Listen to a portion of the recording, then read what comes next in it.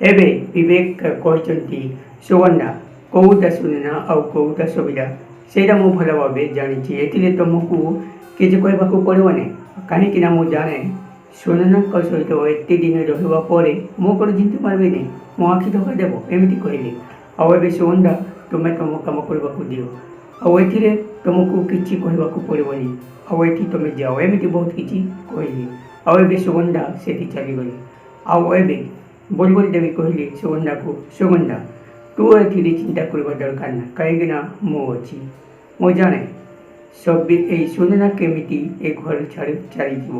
ଆଉ ହଁ, ଆମକୁ କିଛି କରିବାକୁ ପଡ଼ିବନି, ଖାଲି ଗୋଟିଏ ପ୍ଲାନ୍ କରି ଏ ଘରୁ ସେ ନିଜେ ଚାଲିଯିବ, ଆଉ ଏଥିରେ ବିବେକ କିଛି ରଖିପାରିବନି ଏମିତି କହିଲେ। କିନ୍ତୁ ସୁଗନ୍ଧା କହିଲେ ହଁ ସେଇଟା ତ ମୁଁ ବି ଚାହେଁ, ଆଉ ହଁ କେମିତି ଏ ଘରୁ ବାହାର କରିବେ ସେଇଟା ଆପଣ ଉପରେ। ତାପରେ ଏବେ ବୁଲବୁଲ କହିଲେ ସେଇଟା ତୁ ଚିନ୍ତା କରନା, ମୁଁ ଏମିତି ପ୍ଲାନ୍ରେ ବି ଏବେ ସୁନନ୍ଦ ଘର ଛାଡ଼ି ସେ ନିଜେ ବ୍ୟାଗ୍ରେ ପ୍ୟାକିଂ କରି ଛାଡ଼ିଯିବ। ଆଉ ହଁ, ଏଥିରେ ବିବେକ ଦେଖୁଥିବ କିଛି କହିପାରିବନି। ଆଉ ଏବେ କେଉଁ ପ୍ଲାନ୍ କରିବେ ଆଉ ଏବେ ସୁନନ୍ଦ କୁଆଡ଼େ ଯିବେ ସେଇଟା ଆପଣମାନେ କମେଣ୍ଟ ମଧ୍ୟରେ ନିଜେ ଜଣାଇବେ।